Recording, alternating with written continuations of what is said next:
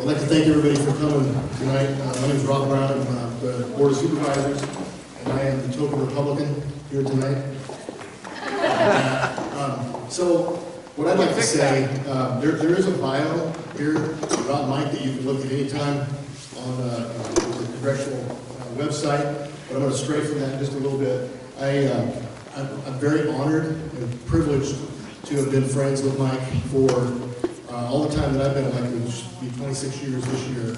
And I think I actually have earned the distinction of maybe being the longest serving currently elected official to have been working with Mike. And it's been a real privilege for me to be in that capacity. Mike was elected in 1990 to the state senate, and then he was the first Vietnam veteran actually to be elected to the state senate in California, being a veteran and a Purple Heart recipient.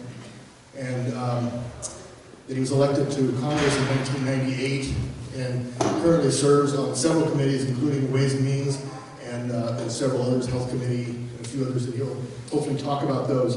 But one of the things that I wanted to say, I joked about it a minute ago, but I know currently we have a lot of friction and divisiveness in the country and partisanship. And I got to tell you,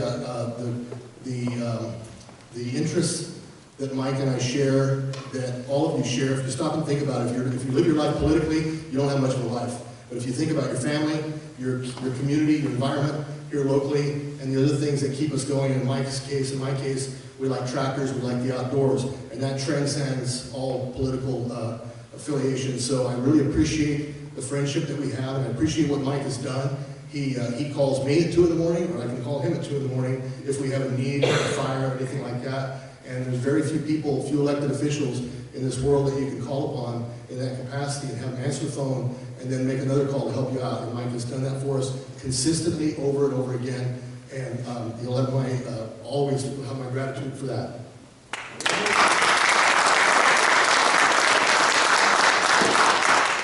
First, do I need a microphone? Can you hear me without it? What? And, Myra, may I not stand behind the podium? Is that okay for your live streaming? Okay, thanks. Well, thank you all for being here. And Rob, thank you very much for a nice introduction. And you know, he's spot on. We've been able to work together for my time in the state senate, my time in Congress, and he's right. If there's an issue, he'll call me or I'll call him. It doesn't matter what day it is or what time it is, because bottom line is where the water hits the wheel. We need to be able to work together for the people that we represent, the district that we represent.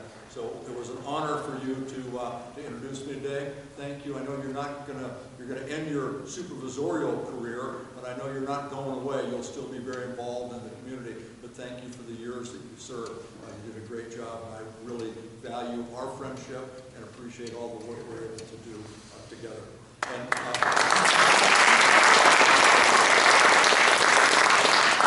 thank you all very much for coming out. If you can't hear, you can move in, because it doesn't look like there's going to be a lot of people, so we can make this more of a friendly conversation. And I don't have an agenda today other than to be here to talk to you about what's going on and to hear from you, most important, to hear from you what's on your mind. Now, I have this incredible staff that a lot of you know and have worked with.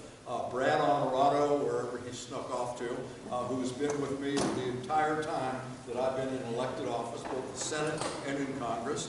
Myra, who's filming here in front of us out of my Napa office. And where's Shao, a Lake County girl, came to work as an intern in my office in Washington. She was a Matsui Fellow out of UC Berkeley. And then when her fellowship was over and she graduated, I was able to persuade her to come work for in the Napa office, and she serves both Napa and Lake County. And they do a great job for all of us. And one of the things that they did is they said, we're going to spiff up these town halls a little bit, so they've got a slideshow. What they didn't do is to tell me how to advance it. Is this one? Is this it here? Oh, you're doing it. Okay, great. So Rob mentioned the committees that I'm on, and they're up here. I'm on the House Ways Ways and Means Committee, and it's noted I'm one of the senior members. I'm the chairman of the Select Revenue Measures Subcommittee. That's the tax writing committee of the Ways and Means. We have 4 jurisdictions. We have the tax writing provisions. We have health care as it pertains to Medicare. We have Social Security, and we do trade. So that all the trade stuff goes through our committee as well. I'm on the health subcommittee. I am the most senior member on that subcommittee. I chair the House Task Force on Gun Violence Prevention, and I think you guys are pretty aware of the work that I've done there. Most recently, and sadly it's been over a year now, but most recently I passed legislation that I've been working on for 7 years to require that anybody who buys a gun has to get a background check to make sure they're not a criminal or they're not dangerously mentally ill. The bill passed the House with bipartisan support. It's been 100 days over on you-know-who's desk. We're hoping that at some point there'll be enough voices across the country that will pressure McConnell to take that bill up. 92% of the American people support it, 84% of NRA members support it. It's a pretty common sense measure that will in fact save lives. And then I'm also on the Democratic Steering and Policy Committee. That's an internal committee, a partisan committee, all Democrats appointed by in our case now, the Speaker, when we were in the minority, appointed by the minority leader. And we meet once a week, and we just provide feedback on what we're hearing in our district, what we think we should be pursuing as policy matters, and probably most important, we are the ones that decide who sits on which committees. So if there's a committee vacancy, they apply, one of my colleagues would apply for that vacancy, and then they solicit support from the policy and steering committee members. We make our recommendations to the leadership, and then we vote on who goes on which committees. Well, this is just kind of a little year in review. What took place last year, the first year of this session of Congress. I had 8 bills that were signed into law. We had 781 constituent cases resolved. So anytime a constituent has an issue, they email in or they pick up the phone and call. We open a case. Once that case is closed, it goes into the resolve file, and we were able to close. I play a very small role in this. My great staff was able to resolve 781 cases. We had, this is pretty interesting, we had almost $2.5 million returned to constituents. Because one of the things that happens, someone will call in and say, hey, I think I'm being shorted on my Social Security, or I don't think I'm getting all my veterans benefits. And we go to work on that, and last year, $2.5 million worth of those constituent concerns were true, and we're able to get some money back. And that's, quite honestly, one of the best things, clearly one of the more satisfactory things about the job is when you can help someone out. Because if someone is, they're at their wits' end when they have to call their member of Congress to get something. And we've got an example. I had a lady call one day and said, hey, I got this thing in the mail. She says, you can help me? Is this just BS, or is this the real deal? And we said, well, we'll try. And she says, well, my husband died. It's when I represented Travis Air Force Base. So my husband died, and they won't give me the death benefits. And everything I own is in boxes. The moving company's coming tomorrow because they're going to move me out of my house because they're going to repossess the house. And we started making calls. We got them to stop the foreclosure. And sure enough, she hadn't been paid the money. And she got her survivor benefits. She was able to pay her house off. And as far as I know, she's still living there. We've responded to 77,000, this is just last year, 77,000 constituent contacts. Somebody called, somebody emailed, somebody, I guess people still write letters. And if you write a letter and it comes to my district office, we get it. If you write a letter to my Washington office, I'll never see it, because after the anthrax scare, all incoming mail goes through a processing facility. And if I do get it, it's unopenable, because it's so chemically treated, and you just never get it. So the email, the phone call goes away. I had 21 town hall meetings last year, and we had 640 people come to Washington from our district who got Capitol and/or White House tours. So those are just some of the things that the office does. This is an interesting one. All 400 bills aren't labeled, aren't mentioned there, but we the Democrats won the House last year. We're the majority party, and we have passed over 400 pieces of legislation, good bills that are over in the Senate that have not been acted on. And these are just some of them. The H.R. 3 to lower drug prices. It's a bill that would require that pharmaceutical purchases be negotiated. And right now, the government does not negotiate all of their prescription purchases. And the records are pretty clear. When negotiations are used by pharmaceuticals, the price goes down. This would save all this money because, as you know, one of the big drivers in the healthcare cost are prescription drugs. H.R. 6, the Dream and Promise Act, you all know what dreamers are. These are little babies who were brought to this country by their parents, grew up here, went to school here, played sports here, went to church here. Some of them have graduated from college and are working here, but they don't have their citizenship. They're not documented. And these are called dreamers. President Obama put in place some regulatory action to allow these folks to stay, and we have not been able to come together to pass legislation to give them, but let's just face it, they're as American as any one of us, and they should be able to stay. And this bill would allow them to stay and give them a pathway to citizenship. And then if anybody's really interested in this issue, it's probably interesting to know, Dave will probably be able to tell you this, but right now in California, we have K-12, we have a 7,000 school teacher shortage in California. 7,000. So if we got 7,000 qualified teachers right now today, we'd have a place for them. 5,000, Rock, you know this, 5,000 of our current school teachers in California are DACA recipients, dreamers.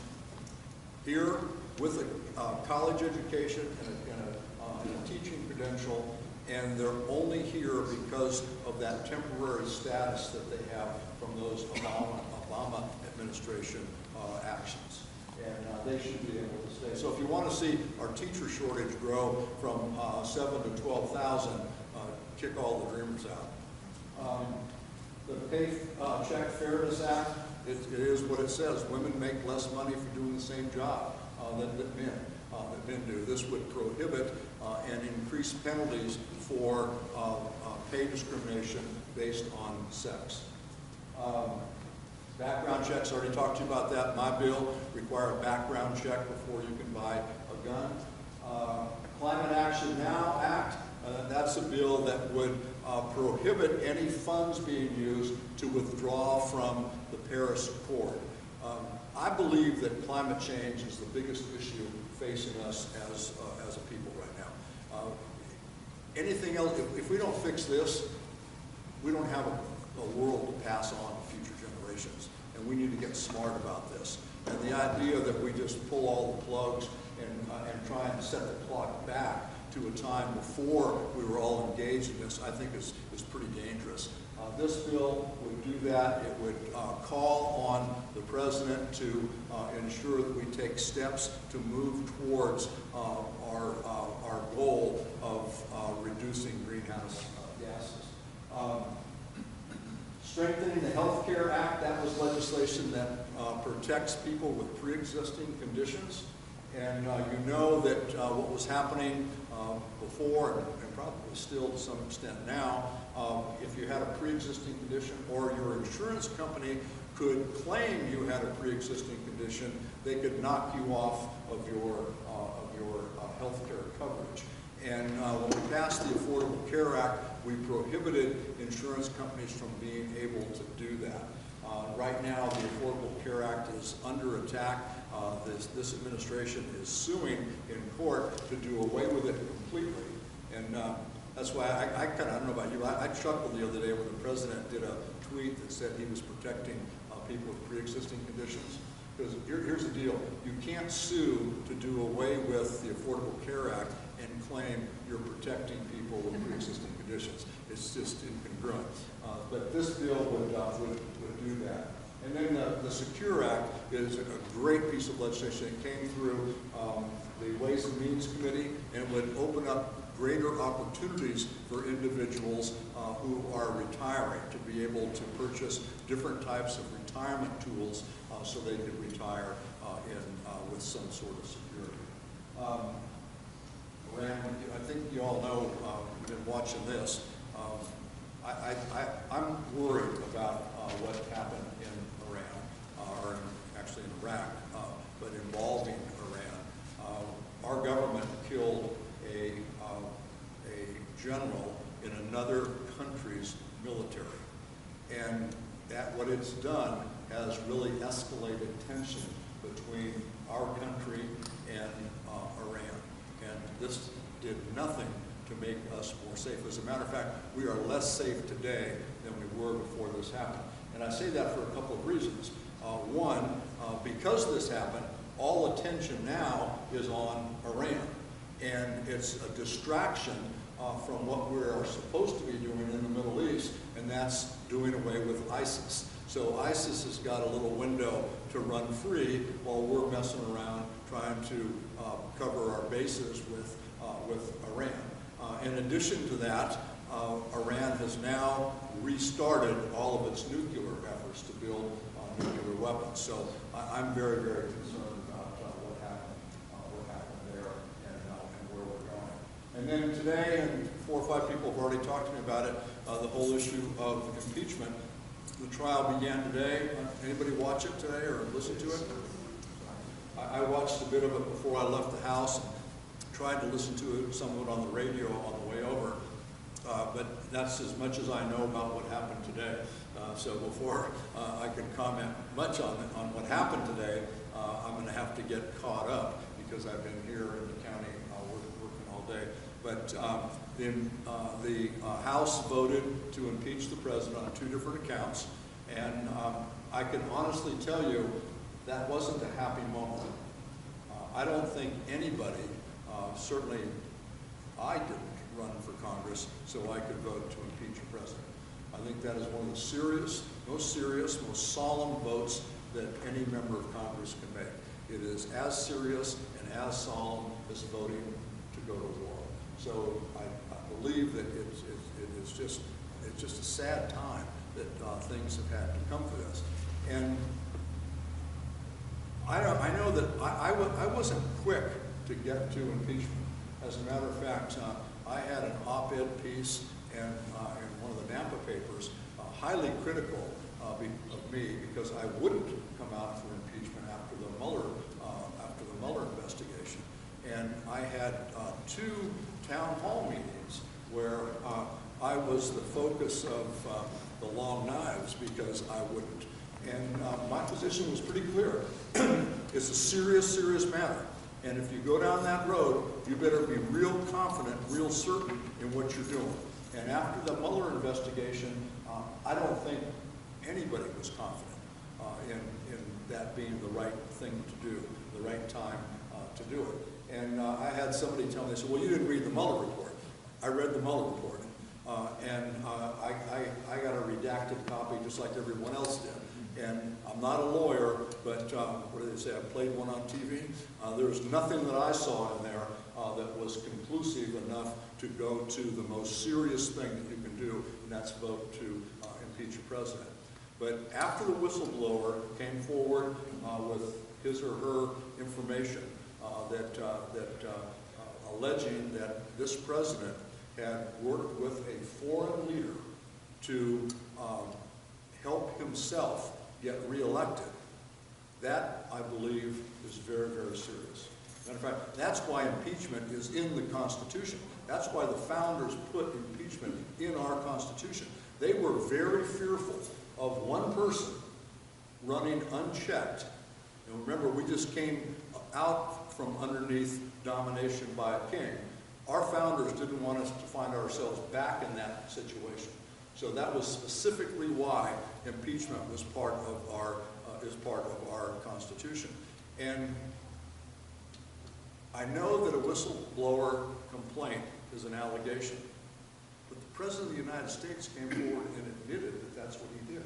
He gave us a document. He said, here are the phone records. His ambassador to the UN said, yeah, that's what he did. His chief of staff said, yeah, that's what he did. So I'm willing to take them at their word. And this was very, very serious. So as serious a step that is, I feel confident that my vote was the right vote. Now what happens in the Senate is anybody's guess. And if what Gary told me is accurate about what you watched before coming over, you know, I think it's going to be a real tough lift in the Senate. And the idea, as Americans, we should all be concerned that the Senate is going to allow an impeachment trial to go forward without hearing from witnesses, without seeing documents. And a lot has happened since impeachment was voted on in the House, and today a lot of new evidence has come forward, and I think it would be in the favor of our constitutional democracy to hear those witnesses and to see those documents. But we'll see how that plays out. Priorities for 2020, first and foremost, we're still recovering, not just in Lake County, but in Napa County to some extent, and to Sonoma County to a great extent, from these fires that have really ravaged our communities over the course of the last few years. And making sure that we get every federal resource back into the district will be my #1 priority going forward this year. We just got a little taste of one of the concerns that we'll be working with, and that's FEMA trying to recover funds that they believe they have coming to them, which I don't have a problem with them doing that, but what I do have a problem with is them going to the Victims Relief Fund that was negotiated in this lawsuit with PG&E and try and take money that would go to victims to instead backfill FEMA. That's why FEMA is there. FEMA is there to make sure that people across our United States of America don't suffer in a natural disaster. So I think they're more than entitled to getting whatever money they want. Just don't take it from the victims fund, and that's what I'm going to fight for. The PSPSs, I don't have to tell anybody in Lake County what a mess that is. And I wasn't here when the PSPSs were going on, but and I only suffered a little bit. I lost 2 freezers worth of stuff at my place here in Lake County. But people having to sleep in houses without heat when it's 30 degrees and have to go without water and lose the food and the stuff in their freezer, I think that's bad stuff. Now, the rub is Congress doesn't have a lot to do with PG&E. It's a state-controlled entity. The oversight is state-controlled. But what I did find is I did find a way I think I can provide some leverage in this effort, and that is that all the major transmission lines for PG&E have to go through a federal government check and a regulatory agency. The FERC has to give permits for all the major transmission lines. So I'm working on legislation that would direct FERC to establish resiliency rules before they will permit a major transmission line, thinking that coming in that way, making them do the upgrades that they need to do before they can get their permit to operate is is a way that we can bring some federal government leverage to this issue. And the bill it's in Ledge Council being written right now, and it will probably be done whenever it gets done. There's a lot going on there, but I think probably before the end of February, that bill will be done and introduced. The Green Act is a bill that I've written in the Ways and Means Committee, and it incentivizes, using the tax code to incentivize renewable energy. And it's going to be a major piece of legislation because it's the one thing that we can do to actually move towards more renewable energy. All the other stuff that has been introduced is good, it's important, but none of it actually lays down in the law how you get there. So this will be, we're going to have a hearing on this, I think first week of February, so that bill will be out. We plan to have a hearing, mark it up, and send it to the floor for a floor vote, and it'll happen in either February or March. Next week, when I go back to Washington, our Ways and Means Committee will have a hearing on infrastructure. Now, everybody knows that there's a lot we need to do in regard to investing in our infrastructure. We'll start that hearing process in my committee. What I'm really interested in, not only repaving roads and fixing bridges and doing all that stuff, if we're able to put school construction money in, I think that's great, broadband, all that stuff. Whatever we can do, I want to get the most that we possibly can. But the one thing I want to make sure is that we have a resiliency provisions in that. So when we build this stuff, we take into account these natural disasters that we deal with. So we'll be looking at all that starting next week. Expanding access to quality, affordable health care, I think that's critically important, and it's always been a top priority of mine. The Affordable Care Act is a step in that direction, but we've got more steps to take. I want to pass my bill, my background check bill. I've already talked a little bit about that, but we just need to get senators across the country to understand how important it is for their constituents that this be done. So if they can go to Mitch McConnell and say, hey, you need to take this bill up because my constituents are upset about it and they want a hearing and they want to vote. And then pass comprehensive immigration reform.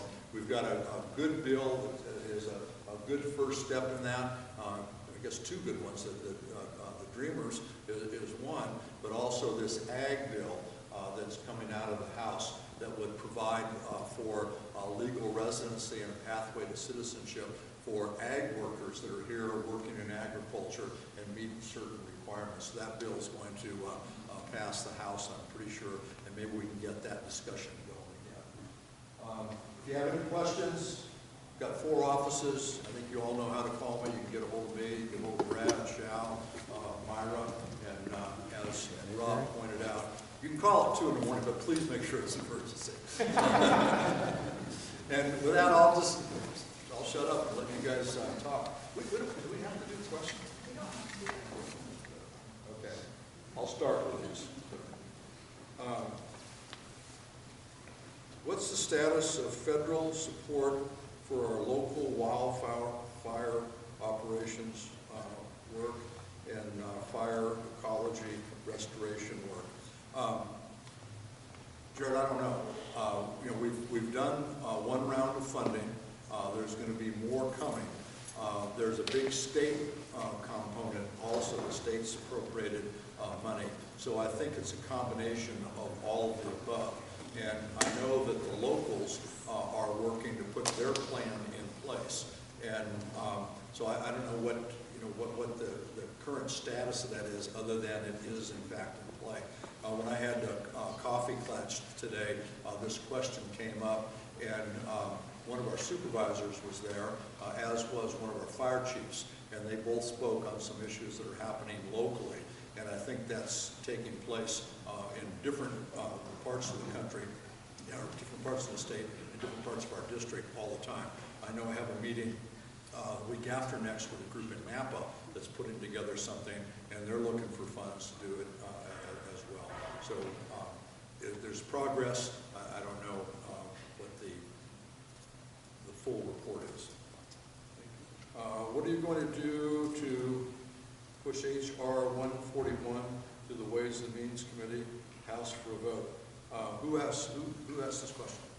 What's 141? Well, it has to do with Social Security for retirees. Oh, this is the web. The web. Yeah. I'm a co-author of the bill. Okay. Yeah. This is, Where does it stand? it's still in the committee, and I don't know if there's a scheduled time to have it. It's not in my subcommittee, so I don't know what the committee plans are or the subcommittee on Social Security plans are.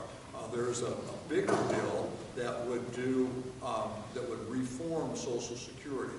And so I think that everything's being looked at in regard to where that bill goes, and they don't want to get one before the other, so they're trying to manage it to get it through. It's been a long-standing bill. It deals with the fact that teachers were disadvantaged in regard to their Social Security. So if you're a teacher, you don't get Social Security, but a lot of teachers work outside of or before becoming teachers and feel that they've been shorted on that. Well, and teachers and their spouses. And their spouses, exactly. Who maybe have a lot of Social Security, but we were told we do not qualify.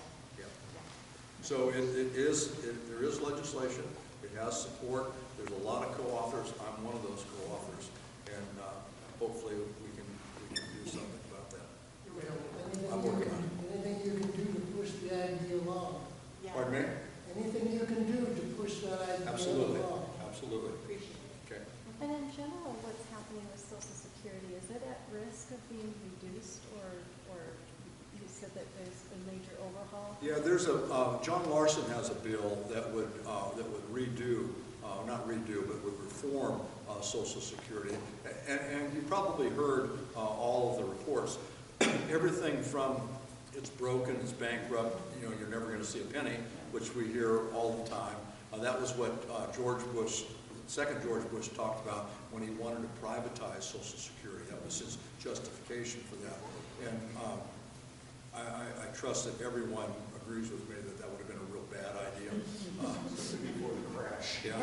And the truth is that if Social Security stopped taking another penny in tomorrow, they'd still be able to pay out full benefits for the next, I don't know what the number is, 12 years, 20 years or something. But at some point, it starts to slip. And after that point, it would then drop down to, I think, 75% of the benefits. So it's only a small percentage of the overall amount that you have to fix. And it's, I think, easy to do. Larson's bill would do a couple of things. It would increase the contribution to Social Security by both the employee and the employer. And I've been to a couple of his presentations. Matter of fact, he's come out to the district and made them. And he always brings a Starbucks cup. And in his northeastern accent, he said, the amount you would pay would be equal to a latte a week. So emphasizing it's not, not a lot of contribution. And then for that increased contribution, it would extend the full solvency of Social Security into the next century. In addition to that, he recalculates the market basket that they use to calculate how much money you get for a cost of living increase. And the criticism is that the goods that go into that market basket in today's Social Security aren't even close to what seniors buy. So they would restructure that to base the market basket on what seniors buy, so the increase would more track towards the senior. Now, the bad side is the quote-unquote opponents of this, or maybe critics, this would be a better term, say, if I vote for this, I'm in essence voting for a big tax increase, because you're going out and having everybody, put more money in. When in reality, how many people have some kind of insurance? Your car, house, life, health? Okay, keep your hand up. Put your hand down if the cost of that insurance has never gone up. Social Security is insurance. It is an insurance. So to think that you can live your entire life without seeing a bump, you know, that's kind of Pollyannish. And that's the argument that Larson makes. So here we're going to bump it up a little bit, and you're solvent into the next century. Why wouldn't you want to do that? And the Committee to Save Medicare and Social Security, they're for it. The unions are for it. Everybody's for it. But there's some folks are skittish that they may be put in a position where they can be criticized in the next election for having voted to increase the amount of money that comes out of your wallet. So we're dealing with that right now. Every time our Ways and Means Committee caucuses, we have a discussion on this, trying to figure out how we can move it forward.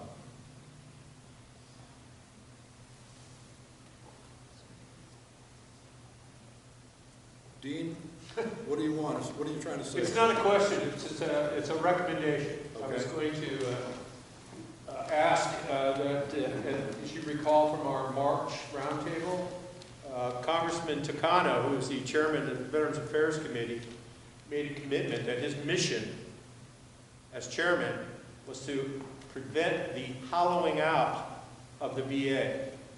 At that time, there were 45,000 clinician jobs that were not filled. I got information last night that there are now 55,000 clinician jobs that are not filled, going the opposite way in terms of employing personnel for clinician positions in the VA. I'm not talking janitors or administrative people. I'm talking clinicians. That's number one. You all may not be aware of it. Mike was a co-sponsor of the Toxic Exposure Act, which passed, I think, 3 years ago or 4? I think it's 3 years ago. That was supposed to have been implemented by the VA a year ago. It still has not been implemented. Mike was also a very major sponsor and co-sponsor of the Blue Water Navy Act, which finally, after I don't know how many decades, finally passed. What I found out last night is that they're saying that you can't use the old claims, you have to file a new claim for the Blue Water Navy veterans who've had claims in for decades. Now they got to file a new claim. The Blue Water Navy bill was to provide the same benefits that veterans that served on the ground in Vietnam. The Blue Water Navy bill allows the sailors that were affected by those same diseases to file for compensation. To put it bluntly, a lot of the herbicides that were used in Vietnam were water soluble. That ought to give you a real strong clue about the distribution of those herbicides. That's why the Blue Water Navy. And a lot of those Navy veterans were handling that material on board. That's true. That's also true. Also, regarding the Mission Act, I got information last night that they are going to curtail health care for acupuncture and chiropractic services. They're going to cut it in half. Which, if I'm not mistaken, I'm not a doctor, but acupuncture and chiropractic services, it seems to me, go a long way towards pain management. And without those services, what are they going to do for pain management? Opioids. Exactly. Well, I'll take these issues back, and if you just got them last night, I probably won't get them for another week. Well, I was kind of hoping you already had them, but... But I'll take this back. I'll talk to Mark Takano, and you know I'm on your side on this. Oh, yeah, for sure. No doubt. And on a personal note, we still don't have a facilitator in our PTSD group. It's been over a year. Thank you, Mike, for all your efforts. Thank you. Thank you for your service as well. Who are you supporting for the Democratic primary and why? I would not endorse anyone, and I will wait to support strongly our Democratic candidate when he or she comes out of the primary. I think anybody running would be better than who's there, so I'm good with that. As a naturalized citizen, I feel embarrassed. I am a part of the broken democracy. Can you give me some hope that we can return to what was a pretty good governmental system where compromise was the rule of the day.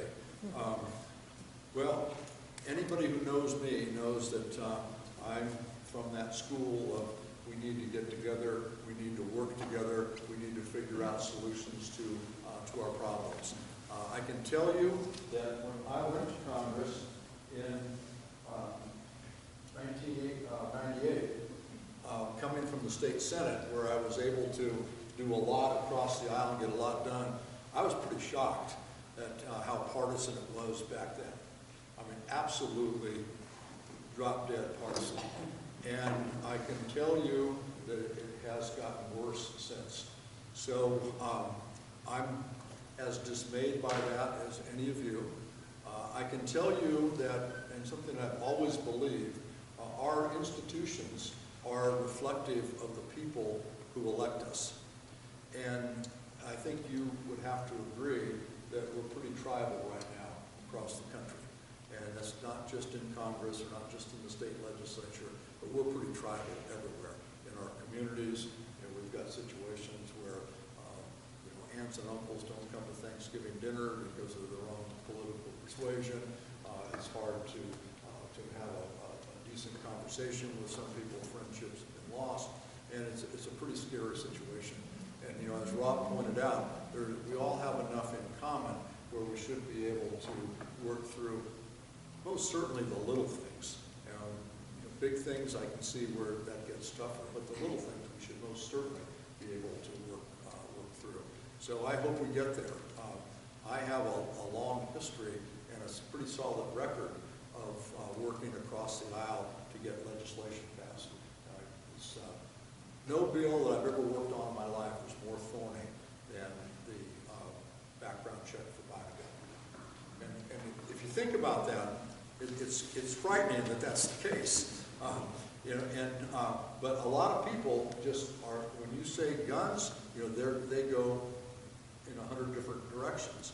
But I was able to put this package together, and I was able to get, at one time, 15 Republicans to co-author that legislation. Now, things have become pretty partisan on both sides of the aisle. So 8 Republicans voted for the bill this year, not because the other ones decided they didn't want to vote for it, but the other ones aren't here anymore. So they either got beat in the last election or they got tired of it and left. But even in this environment, on a gun issue, I was able to pass the most thorny gun issue in Congress with a bipartisan vote. The headline in the Washington Post was the most significant gun violence prevention legislation in a generation. So that just gives you an idea of how divided people are on something as what most of us would think is pretty simple, and that is before somebody buys a gun, let's make sure they're not a criminal, make sure they're not a danger to themselves or others. Yes. So Mike, Social Security you were talking about. I can't hear you. On Social Security you were talking about before. Are they not talking about raising the cap anymore? They Is are. that- Yeah, there's a Oh, cap okay. provision in Larson's bill. Yeah. Okay. That's just, you can't just do the cap by itself. So he bumps the cap. Okay. The rate on that, I can't hear you. the rate on Social Security has been 6.2 since 1990. I mean, I don't understand why they haven't considered a point percent, just to For the solve reasons these I told you, problems. because Yeah. people are skittish. That's They silly. say, oh, somebody's going to say that, I voted to take money out of your pocket, so I don't want to do that. I'll just as soon put my head in the sand. It's not a new theory in politics. I remember one day, when I was in the state Senate, there was a guy who was in prison in the SHU at Pelican Bay. So that's like the special housing unit, the worst of the absolute worst. He paroled, and they put him on a bus in Crescent City, and he went to Santa Rosa, and he got off the bus. He was supposed to be going home to Southern California. Got off the bus in Santa Rosa, and hooked up with somebody and got liquored up and drugged up, and he took a family hostage, he killed a deputy, and it was just a tragic thing. So I got involved looking at how something like this can happen. And what I found out was pretty eye-opening. What would happen is people parole out, and they say, here's your bus ticket, go home, report to your parole officer. They had hundreds of people who had never reported and who were basically AWOL. They didn't go to their parole officer, and the parole officers didn't report them because if they got an FTE, they got funded for the caseload that they had. So if Ralph didn't show up and they reported, they wouldn't get the money that was tied to the criminal, right? So I rewrote all the laws dealing with parole, including that they couldn't parole someone before a weekend or before a holiday period. Because the problem was the guy, it was a 3-day weekend. He paroled out on a Friday, went to Santa Rosa, so nobody even knew he was missing because he wasn't supposed to report back until Tuesday.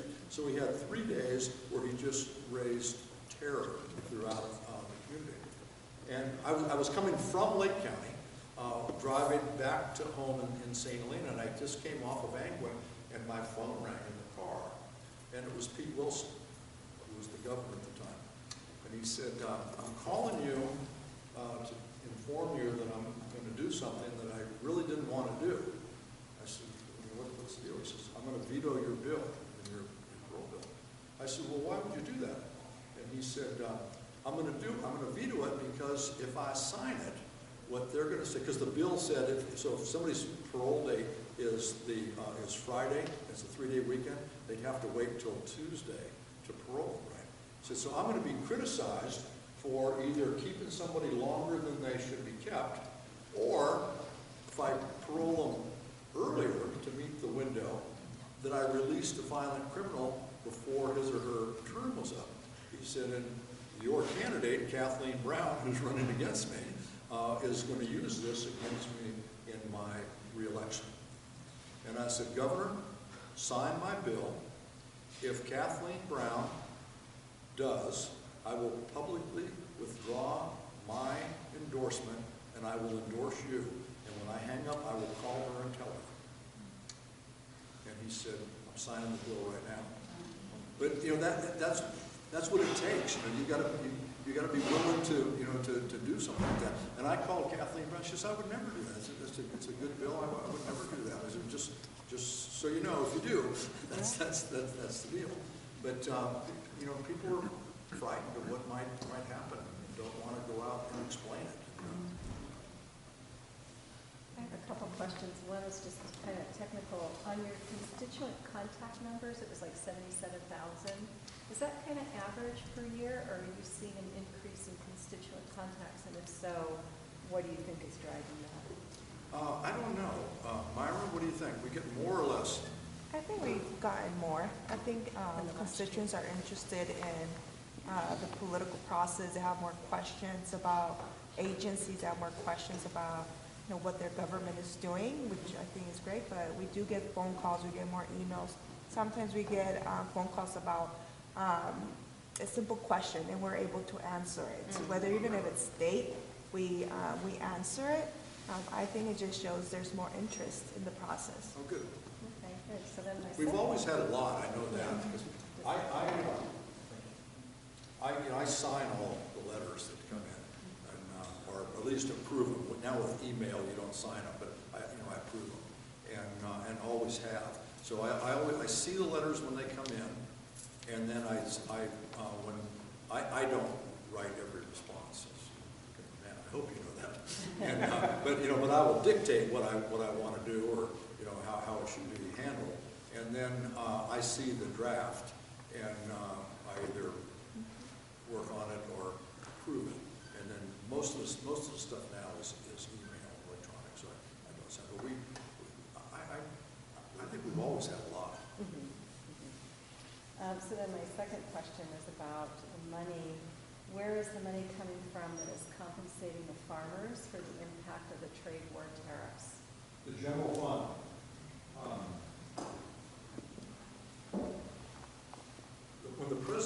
tariffs on ag stuff with China, the Midwest just got hammered. And if you recall, he said, we don't pay anything on this. You know, they're paying this stuff, which is just not right. That's not what tariffs do. And so the Midwest got just hammered from an agricultural perspective. So what he did is he turned around and said, okay, we'll backfill. We'll give you money to make you whole. And it came out of your tax dollars. Mm-hmm. And it feels like a sleight of hand. Well, it's very much a sleight of hand. You know, tariffs are certainly an important tool to have in your toolbox, but they can be a dangerous weapon to use. And I don't think this administration has handled the tariff stuff well. You know, they're going to claim a big victory with China. I don't know that that's the case because I haven't seen what this first step is. No one has. Nothing's come to Congress yet. And even if it is a first step, we still have 3 or 4 more steps to go. And it's a tough one to suggest that our farmers lose their livelihood. So, you know, we can do trade wars the way he thinks we should. We're involved in another one right now that could impact us here in Lake County quite a bit, and that's the tariffs on European wines.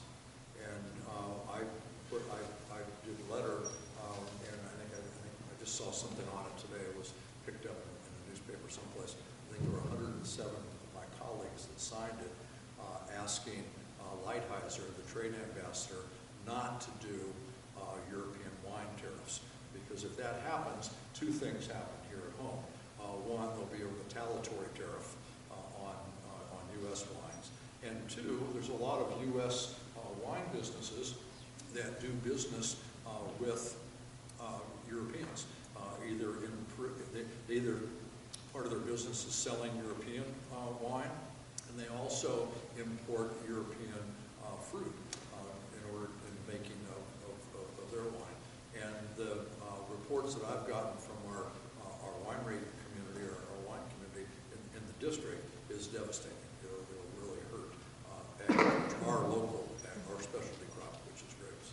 And then if it just goes to, you start using tax dollars to make up the difference there so that the farmers don't go under, then what are we gaining here? Nothing. Just on the tariffs, I have heard that the administration wants to impose 100% tariffs on British automobiles and other European products where their position on refusing to support is confirmed. Position on the Iran termination of the deal. Yeah. Is that supported by Republicans pretty extensively? I don't know. The Republicans haven't been big fans of the way this administration, this president is doing trade, his trade work. So they've been hammered at home. A lot of these Midwestern districts are Republican districts, so they're very, very leery of this. But that's not how you do it. You don't say, support me in what I want to do, or I'm going to hammer you. You know, that's you know, that doesn't work so well. And in his rush to undo everything Obama, you know, the nuclear deal was an Obama deal. And you know, he's not only getting rid of everything Obama, now he's stepped into getting rid of everything Michelle Obama. If you saw the school lunch stuff, we did more pizza, more potatoes, less fruit, less vegetables, and you know, it doesn't make sense to me. You know, we should be in the schools. We should be encouraging kids to eat healthier and the right type of food. And it doesn't happen, you know, in a semester. It doesn't happen in a class. You know, when the 6th graders go to 7th grade, if they eat healthy for a week, they're not going to be healthy eaters the next grade. It takes time to put that in and program that in. And it just seems juvenile to do it that way. And it's certainly not. I read that he reversed all this on her birthday. Reversed her school. Very possibly. Yeah. My understanding is that most of the healthy food just got thrown away because the kids didn't want it. Well, I don't know. I've been to a lot of schools where they have, you know, healthy food stuff, and that's not kids were eating their food, so, Rock was. I think the majority of kids eat, and that's not to say that some kids choose not to eat everything that you're required to put on their plate. I think it's a red herring. So when we get our Democratic president in there, will it be relatively easy for them, him or her, to go in and reverse these tariffs that Trump has put in? Well, I don't know if easy is the word, but there's a lot of repairing that's going to have to be done. Yeah. And there's a lot of internal repairing that has to be done. We've lost a lot of good, of our good workforce in this thing, in just the last 3 years. We're going to have to rebuild that, and we're going to have to rebuild relationships with other countries. And I hear that from foreign governments all the time, where you were our leader. What happened? And we were, and we're fast. We're fast distancing ourselves from that role. It's not good. What's the future of federal subsidies for solar, potentially battery backup? The Green Act. Absolutely. That's the whole idea, is to make sure that we incentivize through the tax code the growth of renewable energy. And the ITC, that was my legislation. And we thought we were going to get it at the end of the year package, but the Senate wouldn't budge. It didn't, so we're going the legislative route. Assuming we get a Democratic president, which that's all hope, what chances is there of getting anything done as long as Moscow Mitch is still in charge of the Senate? Well, he's a problem. You know that. And it shouldn't be any secret. Remember when President Obama was elected, he got up on the floor and said, my job for the next 4 years is to make sure he's not reelected. And He failed. I was quoted once, in my first year of Congress, I was quoted, I don't remember who asked the question about working together to get things done. I was pretty distraught with the partisanship, and I think it was the San Francisco Chronicle was interviewing me on something, and I was talking about how this unnecessary partisanship taking place. And, I came out of the wine community, and so the analogy I used, I said that'd be like all the employees coming to work at the winery in the morning and saying, let's screw up the Chardonnay. That's right.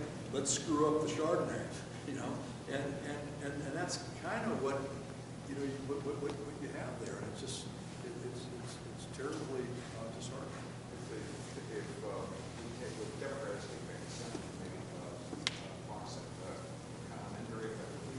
I don't know. I think there's a chance that the Democrats win the Senate. I think Democrats win Arizona, Democrats win Colorado. If Susan Collins is really going to do what folks are speculating, I think that race looks good as well. So we could either make it so tight or actually win. What would Collins like to be like? If he's in a minority, it'll be miserable for him. So. I had a question. What do I homeowners can't have hear what do homeowners have to look forward to about the discontinuance of home insurance? Is that a national problem with other like tornadoes? Well, it's not really a hurricanes? national problem, Just but specific to here. I know that a lot of insurance companies are reluctant to insure homes in areas where there's a high risk. So that's something that is going to have to be worked through. And the state legislature has an immediate oar in the water on this. I know we've talked a little bit about trying to figure out if this makes sense to do a national program similar to national flood insurance. And my colleagues pull their hair out when you mention it because the flood insurance stuff was such a thorny issue to deal with. But I suspect we're going to see some programs that will step in and backfill. It's a tough nut, and it's not getting easier. Hopefully this year we won't experience the same fire tragedies that we have in the past 4, and maybe things will ease up a bit, but it's tough, and it's not new. You know, I know that my house in St. Helena was built in 1890, and I know that we got a notice that they were canceling our insurance back a few years ago, and I called them to find out why, and they said, well, your house was built in 1890, you know, the wiring's bad, blah, blah, blah. I said, no, I said, but, you know, in 1985, we put a new foundation, we rewired it and all that. They said, oh, okay, that's fine, you know, we'll keep covering them. But they've always looked for ways to get out of their any potential liability. What are we doing to help Australia? No, I can't hear you. What are we doing to help Australia right now? We've sent a lot of, we've got a mutual aid thing going with Australia. We've got firefighters down there. We've sent equipment, and I'm not sure how much or what all, but we are participating with them. We had Australians here in our fires, not last year, the year before.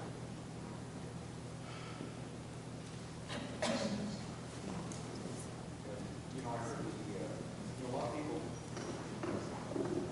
tout the tax act, and I've heard that it will result in $1.5 trillion debt.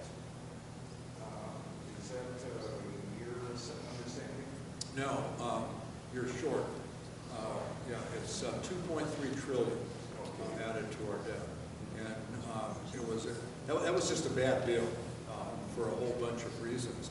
But process was certainly something that was a casualty in this. And that was the Republican tax bill of 2 years ago now, and that was the first major tax rewrite in 30 years. And it was done in the House, originated in the House, and it was done without a single hearing and without hearing from a single witness. So it was written, rewritten, and rewritten a third time in the proverbial back room.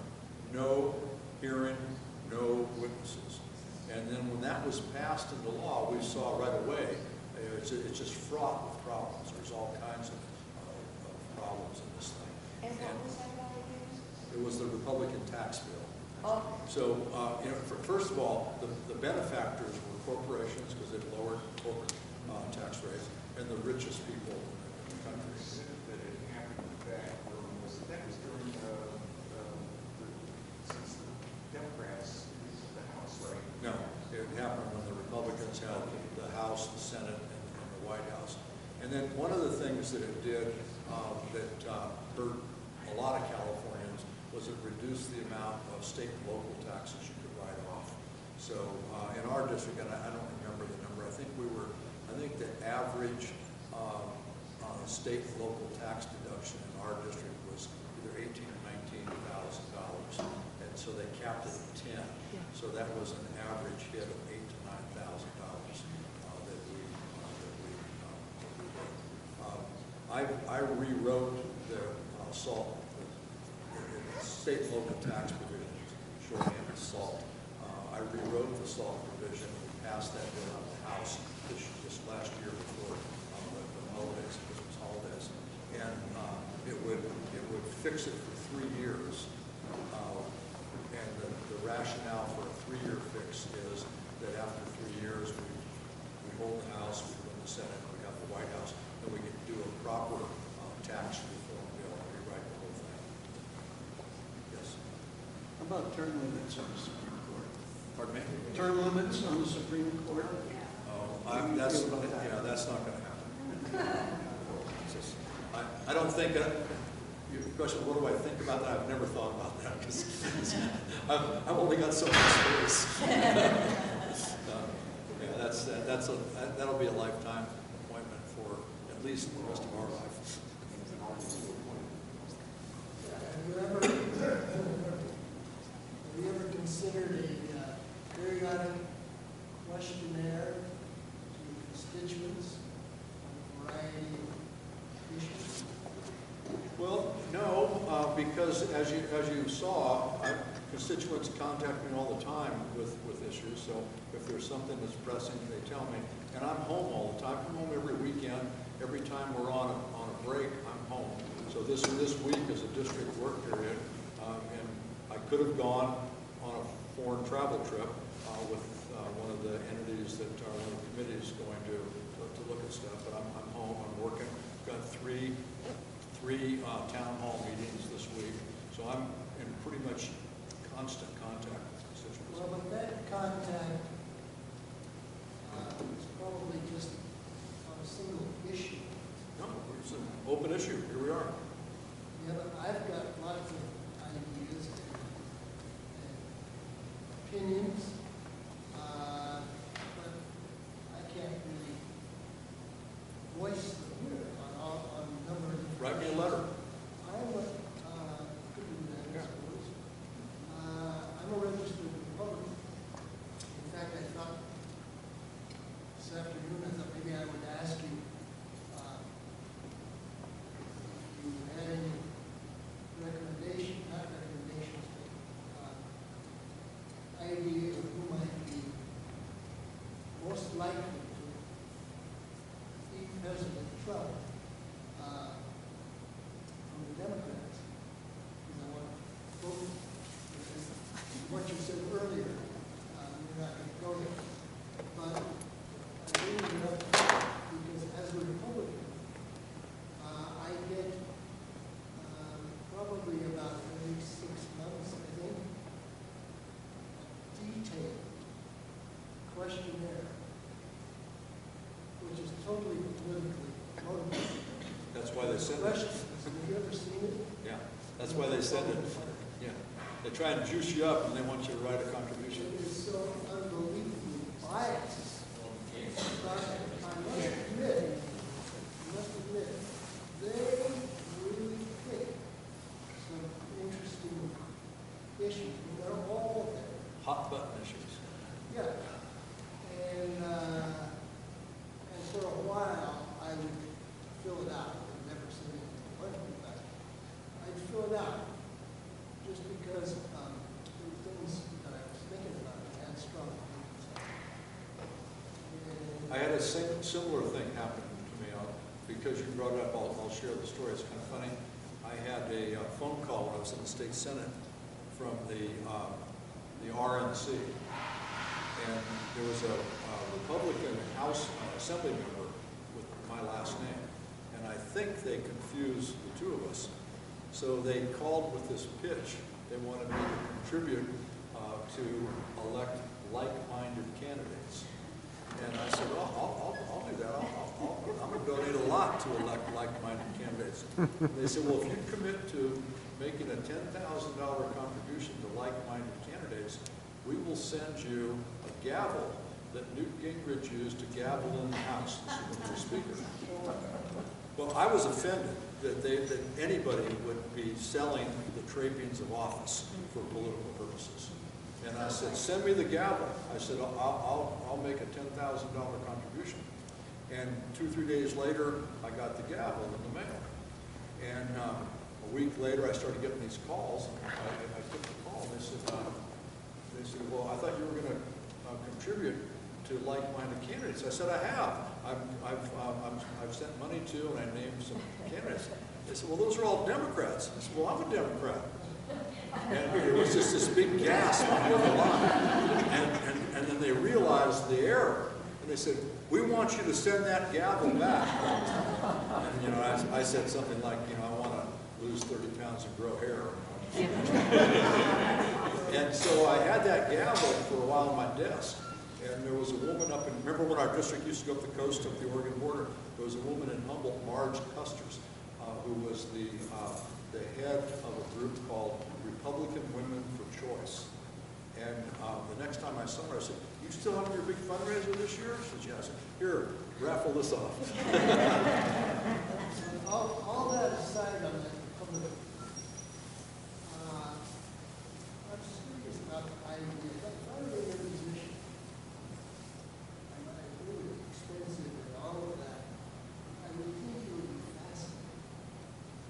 And, well, I get a lot of ideas. Not the way that just coming home and talking to people, I get a lot of ideas. So if you have certain things, drop me a line. Drop me. First of all, I want to thank you for your support of the Secure World Schools Act and all your support of that act. And that's funding that comes to our county to support the schools throughout our community. But I had a question about the Individuals with Disabilities Act. And that was established and passed long before your time in Congress, but has never been fully funded. Is there a plan, or what is it that we can do to move that forward so that the federal government is fully funding their share? Well, you know that the most it's ever been funded was when the Democrats were in control of the House. 2 times since I've been there, we've been in control, and we bumped the funding way more than has ever been done in the history. So I would say the best thing we can do is keep the Democrats in the House and keep pushing for a higher level of funding. Now, once we do it, then we have to negotiate with the Senate on what the final funding is. So, but I would rather come into those negotiations with a higher number on our side than go in with a lower number. So, and make sure that schools and parents know that how important this is, and they tell their elected officials. You don't have to worry about me. You know, you don't have to worry about, you know, Jared Huffman over in Sonoma County, or John Garamendi on the other side of Lake County. But the members of Congress who aren't supported, make sure they know that it's important. And part of the reason I asked the question is just to make sure everyone in the room is aware of this, so that we can provide that influence and that support. One other thought on that question here, the next time I get one, I'm going to fill it out and I'm going to send it to you. All right. Mike? In the proposed tax bill, they threw a bone to the lower income people with the increase in the standard deduction. The impact of that, I'm involved in a lot of nonprofits, and the impact of that is it's really reduced the incentive for people to make nonprofit to make donations, especially people who can't afford to make large donations and just get away with the benefit to them. And so they don't see it as an option. Is there any discussion about, I think Ways and Means probably has part of that, any discussion about that issue and how that impacts, it has a big impact on the local level. Yeah. You know, we're aware of that, and there's no way we're going to be able to reverse what the Republicans did in that tax bill while the president is in the office and the Senate is in Republican hands. So we're trying to figure out what sort of tax bills we can move to incrementally fix things. And the idea is to rewrite this thing in 3 years. Yeah, no, it's a tough one. And you need to people need to know that that's what they did. They took money away from local organizations that help people to give a tax break to the richest people in the country and to lower the corporate rate lower than the corporate folks wanted it lowered. Remember that. You know, except for one guy that's going to benefit from it, you know, Trump. Well, he'll be a big benefactor. If you remember, he promised that nothing in that bill would he benefit from. Well, the increase in estate tax stuff, he benefits from. Top rate, he benefits from.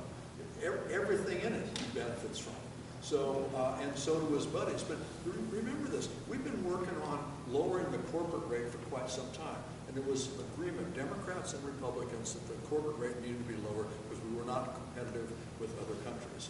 And the number ranged from anywhere from 25 to 23%. And they took it to 21. Nobody wanted, nobody came in and said we want 21. Boom, they dropped it down. And then you also know that the big promise by everybody in that administration was they weren't going to do anything to directly benefit the rich. And then when they did the SALT provision that hit the high cost of interest, high cost of living states, they got such blowback from rich folks who live in these high cost of living areas that they went in, and that was the last rewrite where they dropped the top rate. They lowered the top rate, something that they promised they wouldn't do. And it kind of offset the the pain that some of these real wealthy people felt when they lost their ability to write off their state and local taxes. And in the bill that I wrote to fix it, we pay for it. Something that they did not do. We paid for the fix, and we paid for it by increasing the upper rate back to 39%. So is there any discussion in your ranks? Because there's the two sides of the discussion with regard to Medicare for all issue, and I know how the impact of a Medicare for all thing would have on the health industry, because if you reduce the income that the health industry gets from, you're going to lose all your doctors and nurses. I mean, they won't be able to afford to work.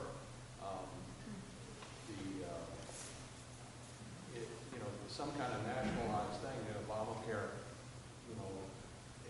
increases or changes it from Obamacare, but this Medicare for all thing, as a Medicare, I know I get the thing saying what the hospital get or what the doctor got, and it's penny.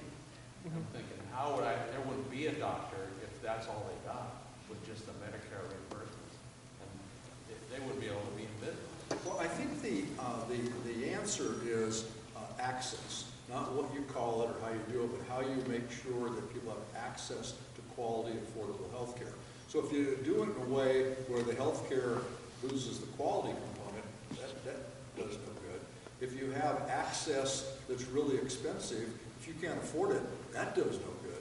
So what we've really been looking at in the Ways and Means Committee is how to expand access by keeping it in, and at the same time keeping it affordable and making sure the quality component is there. So what is it? What do you call it? I don't know. But Medicare for all, I'm not sure if that's a good idea. It works for you and me, and we're the same age.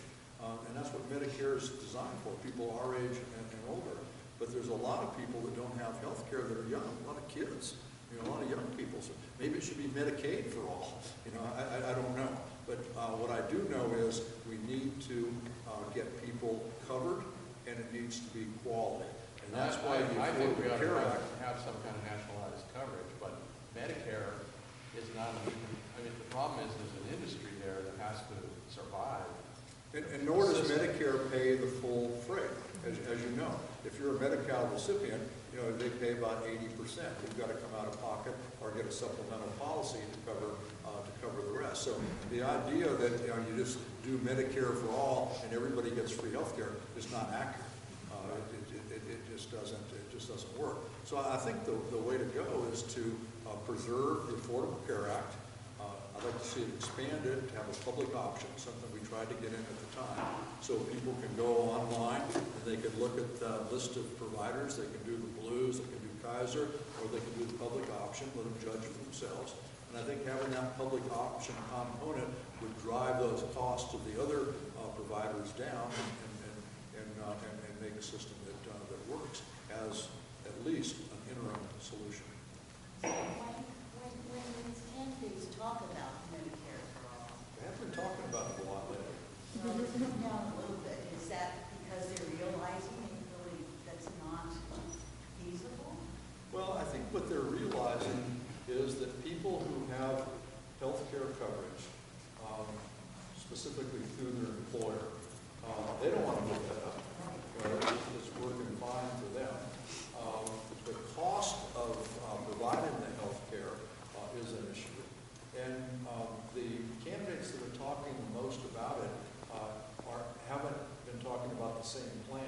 Some of them have rewritten their plan over time. I know the one candidate had to do away with all the hospitals, combine everything.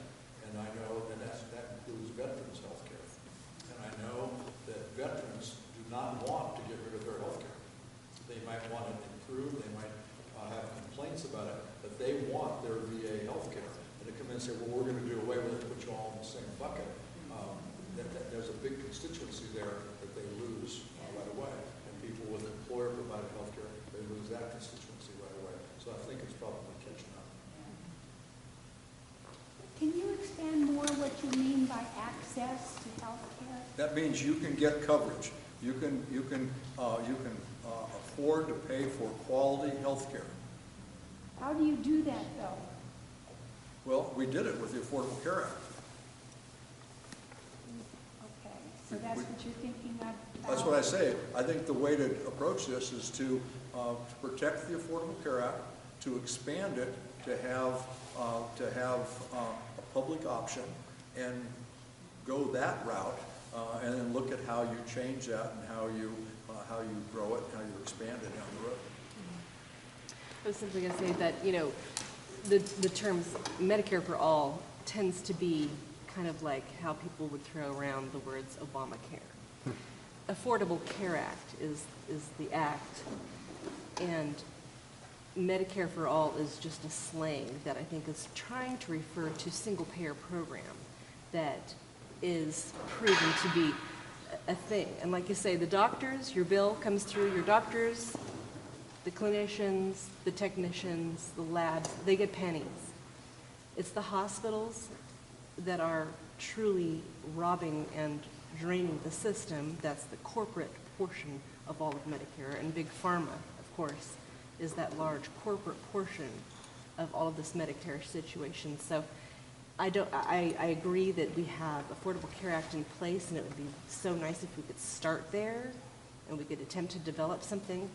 But the long haul of you know, trying to deal with the corporate hospitalization, the money that's going into, you know, our corporate, or our congressmen's, or, you know, whoever's pocket, the deep pockets that are working with these corporations, there's just such. How does the money go into a congressman's pocket? Well, not a congressman, excuse me. I mean to say, you know, the big political, you know, the politicians that are, you know,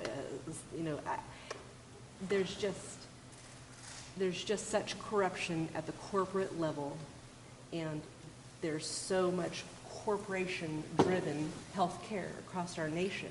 And like they say, administratively, we have how many different hospitals, how many different insurance companies, how many different programs, claims forms, processes in which, and it's just, you know, it's exhaustive. Yeah, it's a very. If we could administer that. It's a very weedy and very bureaucratic Right. operation. There's no question about that. There's been attempts to try and consolidate that. We just went through one in Napa County where the Adventists and the Catholics tried to do a joint operation, and they were prevented from doing that by the Attorney General.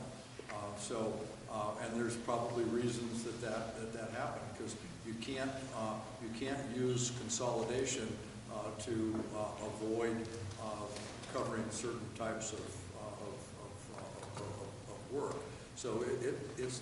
I don't think it's as easy as saying, okay, we're going to come together and do this. Oh, of course that's not. why the inclusion of the public option works, because as people go into that and they understand that it's cheaper than signing up for a for-profit entity, and they're getting the same health care, it's easier to move towards a more accessible model that will in fact focus on health care rather than profits. Absolutely. I mean, I do agree that enhancing and embellishing the Affordable Care Act to head in this direction is obviously, we've got a terrific, we've taken flight already. 20 million people who weren't insured through Yeah. the Affordable Care Act. We protected people with pre-existing conditions, which was incredibly important. We were able to incorporate preventive medicine into healthcare, so people would get checkups and you could detect a problem before it became acute. Attention to an acute problem is much more expensive than something that you could prevent. So we've made really good progress in that, and we'd be making even more if we didn't have these guys trying to do away with it every 2 seconds. Right. Well, how do you protect affordable care from a Supreme Court that has no, when there's no control over it? I mean, they can do pretty much, you know, they can do pretty much what they want. Well, they're there to interpret the law. Well, so the thing that I find troubling is on the Affordable Care Act, they announced today that they're going to defer finding on the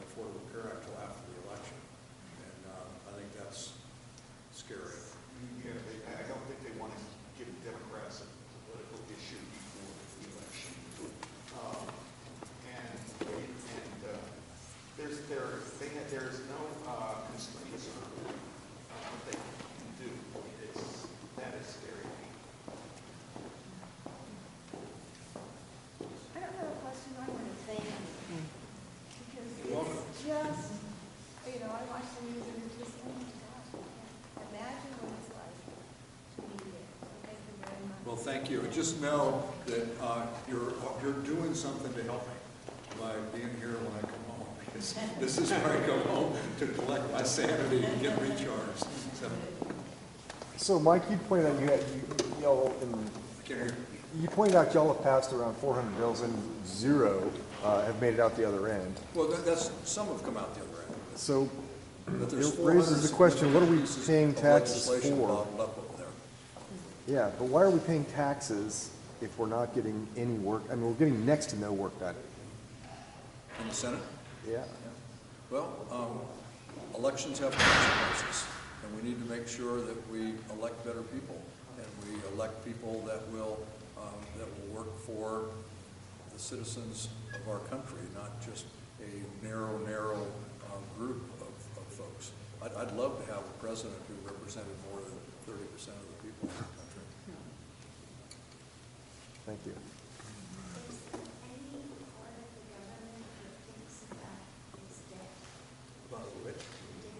The debt. Yeah, oh yeah, that's, you heard me bring it up a couple times today. $2.3 trillion on the national debt just for the tax bill. And I think it's a concern. But what we've found, the sad thing is, year after year after year, it hasn't been an issue with the constituents across the country. And I don't know if you know, but I don't know how many, the first 2 or 3 terms, I used to do this thing with, I can't remember the name of the group. We do the debt clock, and I would come back and I'd do an exercise, like a town hall meeting, and do this exercise on how the debt is growing and what to do to cut it. And it just didn't get a lot of attention. It just, people don't care, and that's sad because it's something that is crippling, and we need to make sure that we pay for the laws that we pass.